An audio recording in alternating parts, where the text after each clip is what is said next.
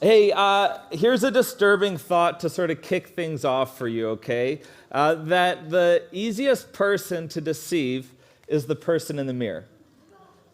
The easiest person to deceive is the person in the mirror. And it shouldn't be this way, but it is. The easiest person to deceive is the person in the mirror. And why is that? Why is it so easy to deceive ourselves? Well, we'll get there in a minute, but let's let that statement sink in. The easiest person to deceive is the person in the mirror. I don't want that just to sink in. I'm going to rub it in a little bit for us. I'm going to rub it in. Here's the reality. You have talked yourself into or deceived yourself into and sold yourself on every bad decision that you have ever made. You have talked yourself into, sold yourself, deceived yourself into every bad decision you have ever made. Worse than that, actually. You are the mastermind behind those decisions. You are the mastermind behind every bad decision and most regrettable moments of your life. Whether it's financial, whether it's professional or academic, you were there for all of them. For every bad decision. Now, granted, there are outside pressures and outside factors that lead to bad decisions, but the reality is, the end of the day, you decided. You had a decision that you made. And why do I know so much about you? Well, I know so much about myself. And I know that I have a sales rep, a sales associate that lives in my head 24/7. And he sounds a lot like me. He sounds a lot like my voice that tries to get me to do things here and now and not worry about the future consequences, but say, hey, you need this, that shiny object or that shiny relationship, whatever it is, you need this. Don't worry about the consequences later. Just worry about the here and now. I've got a sales rep that lives in my head and it sounds a lot like me. And the pitches of this sales rep in my head are flawed at best, right? They're not, if you think back to these pitches that you sold yourself on, they're not good, but we fall for them anyway. We may know in the moment that they're not good, but we still fall for them anyway. And so, what's up with that? We know better, but we don't do better. We know better, but we don't do. What is wrong with us, or maybe it's just me. But today's point of the message is, what can we do about it? What can we do about it? We know we've got the sales rep in our head. We know that these decisions happen. We know that we fall for the sales pitches of the sales rep in our head. What's wrong with us? But point of today's message is, what can we do about it? And today we are in part 2 of our series, Better Decisions and Fewer Regrets. It's based off of a book written by Andy Stanley called Better Decisions and Fewer Regrets. But the big idea for this series is the often overlooked relationship between good questions and good decisions. The often overlooked relationship between good questions and good decisions. Good questions set us up for good decisions. Really, your decisions are no better than the questions that you ask before you make your decisions. So I'm convinced that if we ask good questions, and in this series, there are 5 questions that we're going to be learning about. Ask the questions and then answer them honestly. So don't deceive yourself in your answer and believe you're deceived, but answer them honestly and then act upon your answer. I believe that when we do that, you will make better decisions. And when we make better decisions, you will live with fewer regrets. Your life will be better. And the life of the people that rely on you and depend on you and look to you, their lives will be better as well, because you know this, that we aren't the only people impacted by our decisions. The decisions that we make, the decisions that you make, you are not the only person that is impacted by your decisions, and you're not the only person that's impacted by your regrets either. Kids, parents, grandparents in the room, if we can teach our kids these 5 questions, their lives will be better as they grow up, and they will live with fewer regrets as well. So this message is for everyone. Last time I gave you some homework, and I'm sure we all did it. I asked you to memorize a verse from Proverbs, and the verse was this: the prudent, so the wise, they see danger and take refuge. So they see the danger of their decisions. They don't just see the here and now. They don't fall for the sales rep in their head and ignore the future consequences of their decisions, but they actually can connect the dots with the options of the decisions that I have right now. This is where it's going to lead me. If it's going to be danger, I'm going to take refuge and I'm not going to make that decision. The prudent see danger and take refuge, but the simple keep going and pay the penalty. The simple keep going and pay the penalty. So the simple, really what that's saying is the simple fall for the schemes of the sales reps in our heads, right? They ignore the future consequences of what's happening, and they make the decision because it's very impulsive. When we decide what to do, wise people take into consideration the long-term results and options that they're considering. Simple people or naive people, not so much. Again, they fall for the amateur sales pitches of the salesperson in their head. They opt for now over later. And the 5 questions that we're discussing in this series, they're going to bring us into direct conflict with that salesperson in our head. The salesman in your head wants you to act fast now and focus on the immediate rather than the ultimate. And the verse here is just a reminder to slow down, to look beyond the immediate, to slow down, to pause and actually consider the future ramifications or consequences of your decisions, to slow down and pause. The prudent see danger and take refuge, but the simple keep going and pay the penalty. So let's jump in for today. The question number 1, and today's question, it is going to be the integrity question. The integrity question. To introduce it, though, we need to go back to the opening statement of this message, that the easiest person to deceive is the person in the mirror. The easiest person to deceive is the person in the mirror, which means the most difficult person to lead is the person in the mirror as well. Have you ever tried to lead a liar? It's very difficult to lead a liar. In the professional world, right, if you're a liar, you get fired. And if today what I want us to do is I want you to fire the liar in your head. And let's hire the honest self, this honest truth when we're making these decisions. We're going to fire the liar in your head and hire the honest, a new you, an honest you, a you who tells you the truth, even when it makes you feel bad about you. A you that tells you the truth, even when it makes you feel bad about you. Now, from experience, we know this, that dishonesty erodes credibility, right? Dishonesty erodes credibility. Similarly, when we're dishonest with ourselves, it erodes credibility with ourselves. I know that sounds strange, but just think about it.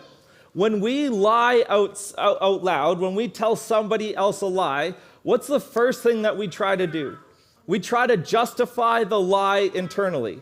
We're trying to justify the lie to ourselves because when we can't live with ourselves when we know that lie is out there, so we try to justify the lie with ourselves. So we'll come up with a reason and we'll justify it to ourselves. We have to, otherwise we're at odds with ourselves, and it's something that sane people can't maintain for very long. So we create this narrative to justify the lie in our lives, and then we believe the justification so that we can get on with our life. Right? We're pretty amazing human beings that we can do that. We pretty much believe something that is completely made up so that we can move on with what we're doing. And the non-technical, non-clinical term as to why we do this is, you're a sucker for you. I'm a sucker for me. You're a sucker for you. You can convince yourself. You are amazing at convincing yourself on just about anything. You can convince yourself on just about anything. I do too. And you know this, that rigorous honesty is the first rule to recovery. Pretty much in everything, rigorous honesty is the first rule to recovery. Rigorous means extremely thorough, exhaustive, exhausting, and meticulous. Rigorous honesty with ourselves and others is the first step to getting better and making progress, to make better decisions and to have fewer unnecessary regret. You have to tell yourself the truth. You have to tell yourself the truth, even if it makes you feel bad about yourself. Now, what I'm about to say I know goes against culture completely, but I'm not here to go with culture, and if I'm just going to say it. I'm going to say it anyways, that there are worse things in this world. I must have missed the slide. There are worse things in this world about feeling bad about yourself. There are worse things in this world than feeling bad about yourself.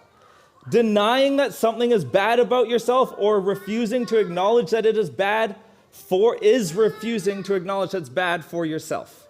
Denying that there is something bad about yourself or refusing to acknowledge it is bad for yourself.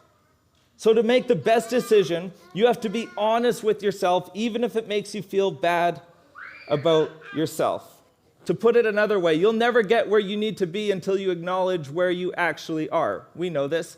To get to where we want to be, maybe at the end of this year or just anywhere in life, when you go to the shopping centers, you've got the map to get to where you want to go. There's the little star that says where you actually are.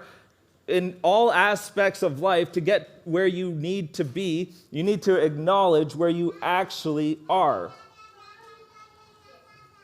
Besides, if we're not honest about why you're choosing what you're choosing, you'll have a difficult time taking responsibility for the outcomes of your decisions. You'll have a difficult time accepting the consequences for your choices. We have an adjective for people who refuse to take responsibility for outcome of their decisions. We call them irresponsible, right? And I know you don't want to be irresponsible. I know you're not irresponsible. But if we're dishonest with ourselves when making decisions, we will be dishonest with ourselves about where we lay the blame for the decisions or the outcomes of our decisions. In this way, dishonesty leads to irresponsibility. You've certainly seen that play out maybe in your own life, or maybe you've seen that play out in other people's lives. Now, the fact is that everything that I've said so far is pretty straightforward, it's pretty obvious, but it doesn't make it easy. Maybe your first step is to be honest with yourself that you're not always honest with yourself. Maybe that's the first step for you, to be honest with yourself that maybe you're not always honest with yourself. To decide ourselves into a better future, you have to develop the habit of telling yourself the truth. Specifically, you have to tell yourself the uncomfortable truth about why you choose to do what you choose to do, which this is going to lead us at last to our first question, the integrity question. The first question of the 5 that we're introducing is, am I being honest with myself? Out of these, to have better decisions and fewer regrets when we're making any substantial decision in our life, whether it's professionally, relationally, financially, academically, whatever it is, every single time you make a decision of any consequence, ask yourself this question. Pause and say, am I being honest with myself? Am I being honest with myself? You may not owe it to anybody else, but you owe it to yourself to be honest with yourself about the decisions that you make and why you do what you do. If you want to justify your decisions to other people, that's fine, I guess, but there's no win when we're just justifying our decisions to ourselves. Nobody wins. Besides, justifying equals just a lying. You're just lying to yourself, right? Justifying equals just a lying. And so when we pause and ask this question, am I being honest with myself? It's actually really good to ask the question a second time. Ask this question 2 times. But the second time we need to add a word. And a lot of you probably know what that word is already. Am I being honest with myself? Really? Am I being honest with myself? We are so good at deceiving ourselves, we got to ask this question twice, right? Because the easiest person to deceive is the person in the mirror. Am I being honest with myself? Really? Am I being honest with myself? Really? Why am I doing this? Really? Why am I avoiding him? Really? Why am I postponing that? Really? Why do I keep making excuses? Really? Why did I say yes? Really? Why did I choose to wear this today? Really? Why did I choose to purchase or lease that? Really? Why did I choose to move in? Really? Why am I moving out? Really? Why won't I get help? Really? You may not be good at selling anything to anybody else, but when it comes to selling yourself a bad idea, you are amazing. I'm amazing too. We are all amazing at selling ourselves on a bad idea. Our greatest regrets are associated with things or opportunities and people that we've actually sold ourselves on. Think back to your last bad relationship. There were people around you that were trying to warn you, saying they were trying to have conversations like, do you know what you're doing? But you assured them that you knew what you were doing. And you look back now and you go, what was I doing? What was I doing? What was I thinking? That was the problem. You weren't thinking. You were selling. You were selling yourself. The same is true for the most recent bad purchase decision that you've made, and I relate to this so much. You saw something that you wanted, you didn't really need it, but you made a justification in your head why you needed that thing, that shiny object, and before you knew it, your credit card was in the salesperson's hand, someone you had no idea, and you were buying something that no one should ever really need or really afford. Think back to all the past bad decisions that you have made in your life. You sold yourself on those bad decisions. You sold yourself on those bad purchases. You sold yourself on that relationship. People around you were trying to warn you, but you weren't going to listen. As soon as you start selling you on anything, we should hit pause. As soon as you start selling yourself on anything, you should hit pause. Here's why. We rarely have to sell ourselves on a good idea, right? You rarely have to sell yourself on a good idea. You sort of just know that this is right. When a good idea comes, you just know, don't we? So let's stop with that. Tell yourself the unfiltered truth. Be honest with yourself. Really, it won't hurt. Well, maybe it will hurt your own feelings, but in the end, you'll be better off. In the end, the lights will come on. Lights can be terrifying, though, can't they? I mean, for cockroaches and rats, lights can be terrifying. But light, it's a disinfectant. Light is a disinfectant. Truth is as well. So we need to start telling ourselves the truth. Be honest with yourself, really. It's not going to hurt. It might hurt your feelings, but in the end, everyone is going to be better off. Bring your narratives, your justifications, and your excuses into the light, and you will make better decisions.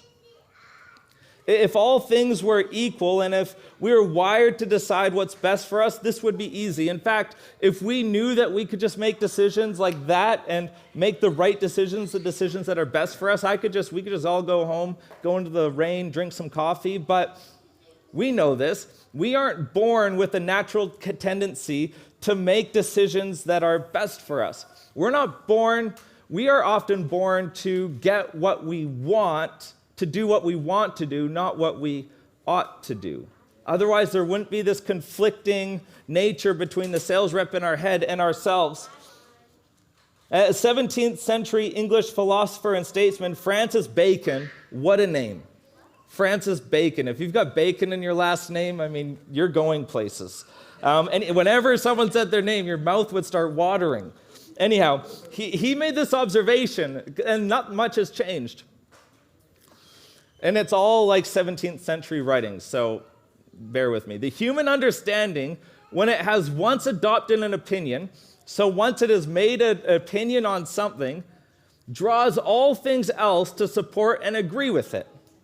Okay? I'll read that again. The human understanding, when it has once adopted an opinion, draws all things else to support and agree with it. Next slide. And though there be a greater number and weight of instances to be found on the other side, so you've made an opinion. Now, a lot of the evidence goes against your opinion is on this side.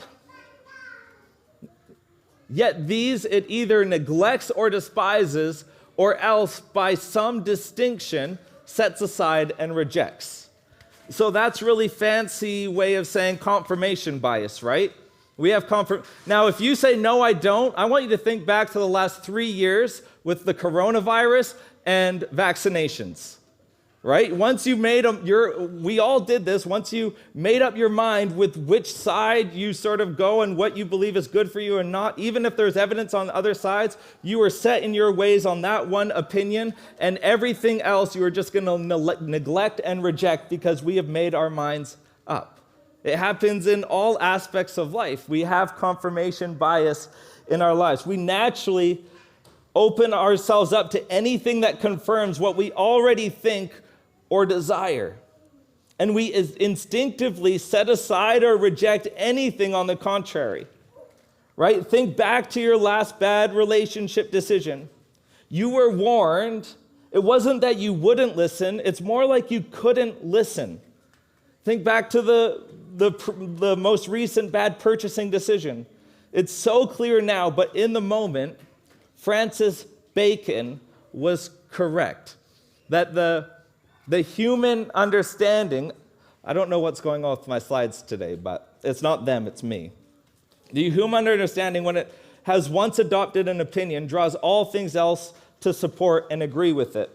And though there be a greater number and weight of instances to find on the other side, yet these it either neglects or despises, or else by some distinction sets aside and rejects. Now, Francis Bacon was a wise man, but 2,500 years before Francis Bacon, a Judean court advisor turned prophet made a similar observation and added a bit of helpful explanation.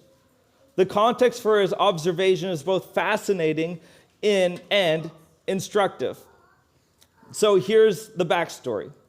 Around 600 BC, Jeremiah, the author of the Old Testament book called Jeremiah, served as a professional coach or an advisor for a series of Judean kings whose careers would have gone much smoother, whose lives would have lasted a lot longer if they'd only listened to the advice of Jeremiah. But of course, the advantage of being king is you don't need to listen to anybody. You don't need to take on anyone's advice. And so ancient Judah was essentially the bottom half of what we consider to be the Holy Land. Jeremiah began his king coaching, his career with young King Jehoiakim. Is that right? I'm going to say that's right. At the time, Judah, they were paying an annual financial tribute to Babylon, who in return provided military assistance while allowing Judah to conduct her affairs. But after 3 years, the king decided that he'd had enough of that. No more paying Babylon. He quit making payments, and when he changed banks, which means he declared loyalty to Babylon's arch rival, Egypt. And when Jeremiah heard about this decision, he begged him to reverse course. This wasn't just a bad decision, this was a dangerous one as well. The mighty king Nebuchadnezzar was already in foul military mood after being defeated by the Egyptian army. Jeremiah rightly assumed Nebuchadnezzar would love to find a place to vent his frustrations. A vassal state that swore loyalty to Egypt, this would be the perfect target. Not only was the king's decision foolish and dangerous, Jeremiah assured him that this decision was in direct conflict with God's will as well. So Jehoiakim wasn't impressed. Besides, he had long last abandoned the way of Judaism. He was a merciless tyrant whose sexual appetites led him far outside the moral prohibitions outlined in the Jewish law. So he ignored Jeremiah, and sure enough, King Nebuchadnezzar did exactly what Jeremiah predicted he would do. He came looking for his tribute. Nebuchadnezzar laid siege on the city of Jerusalem for 3 months. Then his army entered the city, bound the king in chains, and marched him back to Babylon and added him to his king collection. Yes, Nebuchadnezzar collected kings, right? You collect coins. Nebuchadnezzar, he collected kings. Whenever he conquered a territory, he would capture the king alive, take him back to Babylon, and add him to his collection. And on special occasions, when he wanted to show off his power, he would bring them out in gold chains and parade them around the courtroom. Each king would be walking with his hands on the shoulder of the person in front of him, because in addition to being in chains, King Nebuchadnezzar had them blinded as well. So back to the story.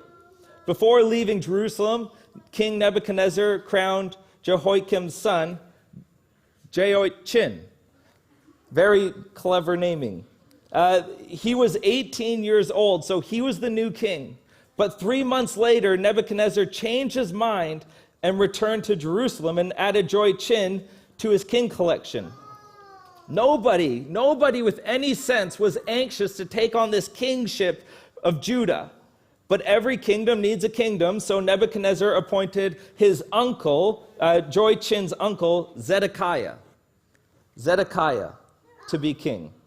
He was 21, and what young king Zedekiah didn't know, what nobody would know, is that he would be the last king of Judah, because like kings before him, he would not listen to the sound advice of Jeremiah.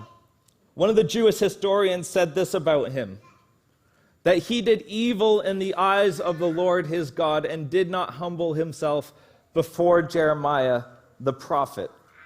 He did exactly what King Joachim had done. He refused to pay his tribute to Babylon. And Jeremiah pleaded with Zedekiah to change his mind, telling him that this would not end well for the king. This would not end well for the family. This would not end well for the city. But kings will be kings. When Jeremiah realized Zedekiah wasn't listening to him, he took his message to the streets. He encouraged the citizens to open up the gates when King Nebuchadnezzar would show up, because King Nebuchadnezzar was going to show up. But when Zedekiah found out about what Jeremiah was doing, he had Jeremiah thrown into a dry cistern to shut him up. He was scaring the children, but actually he was scaring everybody, the entire population. And they should have been scared, because sure enough, Nebuchadnezzar showed up at the gates of Jerusalem. His army surrounded the city, and they waited. They would starve the inhabitants into submission. When King Zedekiah realized his mistake, realized what he had done, he found Jeremiah and begged him to ask God to deliver the city. But Jeremiah assured him that it was way too late. Their fate was sealed. Their only hope was to throw open the gates and beg for mercy. Zedekiah knew that there would be no mercy for him and his family, so he snuck out of the city at night with his bodyguard and his children. It was another bad decision that he made. He was captured and forced to watch as his children were butchered one by one. And that would be the last thing that King Zedekiah would ever see. He was blind, chained, and marched back to Babylon to join Nebuchadnezzar's king collection. So the next time someone tells you the Bible is boring, tell them the story about Zedekiah. When you hear or read or maybe watch something like this play out in real life, you can't help but think, what were they thinking? How could they not see that coming? How could anybody be so clueless and deceived? Fortunately for us, Jeremiah, who watched this entire tragedy played out, answers that question for us. He explains why we are prone towards self-deception and so good at selling ourselves on bad options. Here's what he wrote. The heart is deceitful above all things. Your heart, my heart, his heart, her heart, our hearts are deceitful. Jeremiah chose, I think, this adjective very carefully, because there's a difference between dishonest and deceitful. Dishonest is easier to spot than deceitful, right? Dishonest is just straight up not honest. But deceitful usually includes a mix of truth, half-truth, and untruth. Deceitful is difficult to detect. It's difficult to detect someone that's deceitful. You've met dishonest people and that weren't shrewd enough to deceive you. They were too obvious, but deceitful people are the dangerous ones. Our hearts are deceitful and dangerous. It's why we're so convinced, and at times so convincing, that we don't merely lie to ourselves, we deceive ourselves. We don't just lie to ourselves, we deceive ourselves. Here's how it works. Well, here's how it works for me. Our hearts get set on something that we want. And so it sends a message up to our brain and says, hey, I want this, figure out a way for me to get this. And our brains are super smart, and so that's why we call it the brain. And what it's going to do is it's hard to deceive ourselves with a want, but it's easy to deceive ourselves with a need. So it's going to upgrade that level of urgency from a want to a need, and then it's going to make a justification as why we need that thing. I mean, maybe that's just me. Maybe you don't do this, but sometimes you can go to the shops and find something that really isn't a need, but you just want it. And so you spend maybe a couple weeks trying to figure out, what can I sell myself on to make sure that I can make it sound like I need this. Maybe that's just me, but I'm very good at selling myself on something that is just a want and upgrading it to a need. Jeremiah says, the heart is deceitful above all things. And he continues, and beyond cure. The heart is deceitful above all things, and it's beyond cure. There's no cure. It's a permanent condition. We don't outgrow it. We don't outmature it. We can't fix it. We're doomed. Okay, we're not doomed, but a permanent condition requires constant supervision and a proactive response. Then Jeremiah wraps up by stating something that we've all experienced. The heart is deceitful above all things and beyond cure. Who can understand it? Who can understand it? That's a good question, because I know I certainly don't. Apparently nobody does, which explains why we've all said at some point, I don't understand why I did what I did. Or I don't understand why I decided what I decided. I don't understand why I chose what I chose. This explains why we do the very thing that we advise other people not to do. It's why the person in the mirror is so hard to lead.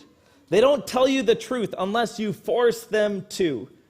You got to pin them down, look them in the eye, and ask, are you being honest with yourself?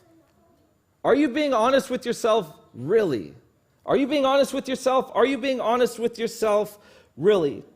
The sooner that we embrace this disturbing fact about ourselves, the sooner we'll be open to information and advice that conflicts with where your heart is taking you. And the more suspicious and cautious you'll be when the salesperson in your head starts selling you.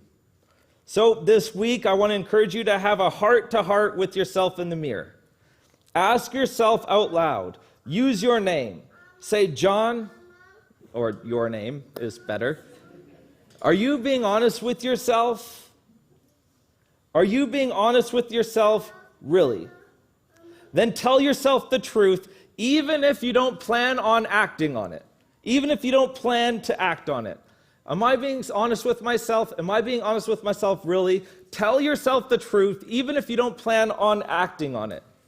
You owe it to yourself to know, even if it points you in a direction that you don't intend to go. You owe it to yourself to know if you're being honest with yourself, even if you don't intend to go to the direction that it's pointing you to go. Begin by being honest. It won't hurt you. It won't hurt you to know. What you don't know, what you won't know and refuse to know can hurt you. So be honest with yourself. Most people aren't. So let's not be like most people. I would love for you to decide today, I will not lie to myself even when the truth makes me feel bad about myself. Because we know that there are worse things than feeling bad. Ask yourself, am I telling myself the truth or selling myself a regret? Am I telling myself a truth or selling myself a regret? Am I being honest with myself? Am I being honest with myself really? So as we wrap up, I'd like to get things kicked off for some of you, maybe not all of you, but some of you, maybe some of you can relate or it'll intersect with your life. I'll just ask some of these questions. Why do you continue to go out with him or her? Really?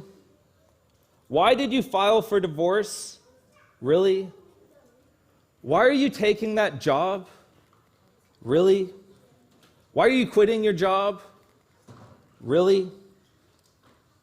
Why did you move in? Really?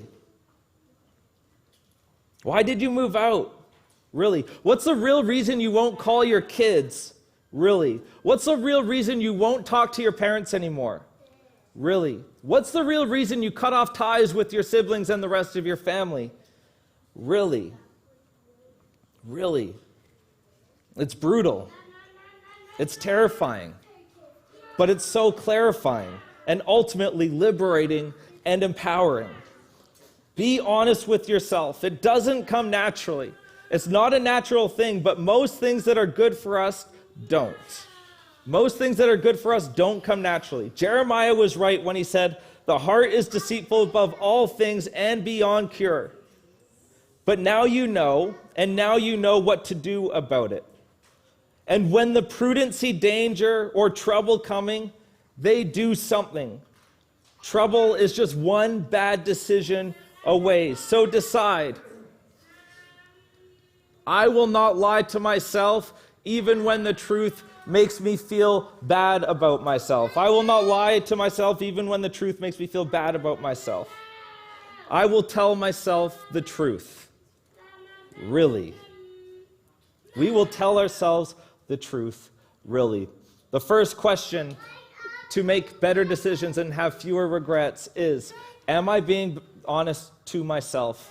Am I being honest to myself, really? And we'll pick it up next time for part 3 and question 2 of our series, Better Decisions, Fewer Regrets. Let me pray. God, thank you for the art of decision making. That we have the freedom to make the decisions that we see fit in our lives, God. And we know that the decisions are always better when we include you in our decision making.